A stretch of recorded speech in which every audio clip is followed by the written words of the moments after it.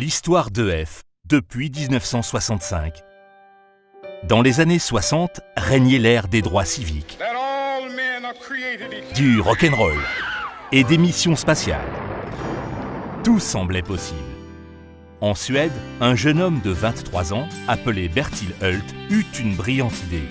Bertil avait une grande imagination. Souffrant d'une dyslexie, il luttait contre ses difficultés de lecture et d'écriture. En vérité, sa dyslexie lui donna une grande force. Comme il le dit, au lieu de passer mon temps à lire, je le consacrais à réfléchir sur des idées nouvelles et à comment les développer. En 1964, Bertil s'est souvenu comment il avait rapidement appris à parler anglais lorsqu'il était venu à Londres âgé de 17 ans. Cela lui donna une idée de création d'entreprise. Profiter de ses vacances pour voyager et apprendre l'anglais. Il créa ainsi Europeiska Ferieskolan, soit EF, signifiant vacances scolaires européennes en suédois. Dans une lettre à sa mère, Bertil présenta son projet d'entreprise. Vous pensez peut-être que cela semble fou, mais ce n'est pas le cas. J'ai pensé à chaque détail et je suis sûr que cela va marcher. Et il eut raison.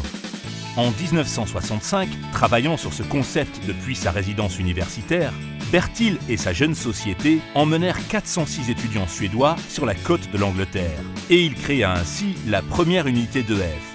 EF Voyage linguistique. Bertil et sa jeune équipe étendirent rapidement l'activité d'EF en Allemagne et en Scandinavie.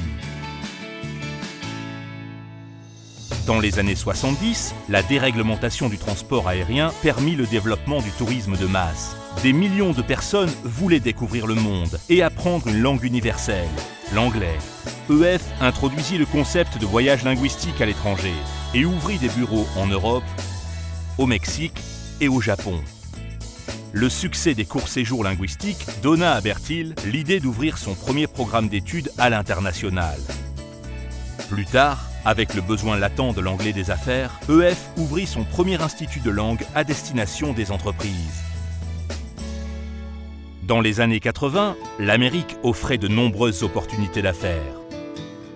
EF élargit donc son marché aux États-Unis en proposant des voyages éducatifs aux professeurs et étudiants américains pour leur faire découvrir le monde, puis des programmes d'échange pour des étudiants du secondaire et des séjours au pair. Quand le mur de Berlin tomba, en 1989, la mission d'EF de briser les barrières linguistiques, culturelles et géographiques qui nous séparent prit tout son sens. Dans les années 90, avec l'essor d'Internet, EF transposa sa méthode d'enseignement vers l'ère du digital, avec EnglishTown.com, créant ainsi la première école d'anglais en ligne au monde. Pour traduire la croissance du groupe, EF devint EF Education First. Avec le nouveau millénaire, EF poursuivit son expansion vers la Chine, l'Indonésie et la Russie avec des écoles d'anglais locales, ainsi que dans les pays d'Amérique latine.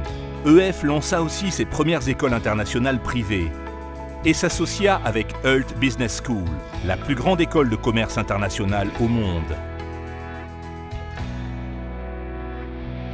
Aujourd'hui, avec 500 écoles, une présence dans 107 pays et 40 000 employés et professeurs, EF est la plus grande société d'éducation privée au monde spécialisée dans l'enseignement académique des langues et des expériences culturelles.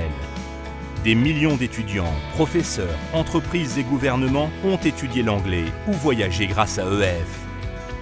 En promouvant l'échange linguistique et culturel dans le monde, EF fut plusieurs fois fournisseur officiel des Jeux Olympiques, assurant le programme de formation linguistique de milliers de volontaires. Dans une interview, Bertil dit « La flamme est le symbole des Jeux Olympiques et je crois sincèrement en ce qu'elle représente. Je suis très fier de la porter. » Bertil développa également le prix Hult, la plus grande compétition étudiante au monde visant à résoudre les plus grands défis de notre époque. Impressionné par l'enthousiasme et l'énergie des jeunes entrepreneurs participants, la famille Hult sponsorise à hauteur de $1 million le financement du projet social le plus innovant. En partenariat avec la Clinton Global Initiative, le prix Hult est remis chaque année par l'ancien président américain Bill Clinton. Il y a 50 ans, Bertil fondait EF, avec l'équivalent de $750 en poche. Et cette mentalité est toujours d'actualité. Aucun capital externe n'a depuis été injecté dans l'entreprise. EF est toujours détenu par Bertil et sa famille. Actuellement en semi-retraite, ses 3 fils, Philippe, Alex et Eddy, sont désormais à la tête d'EF pour les années à venir. L'esprit d'EF, représenté par Bertil et cultivé par ses fils, se définit encore aujourd'hui comme dynamique, flexible et fun. La culture d'EF transmet une valeur plus forte que jamais. Ouvrir le monde par l'éducation des langues.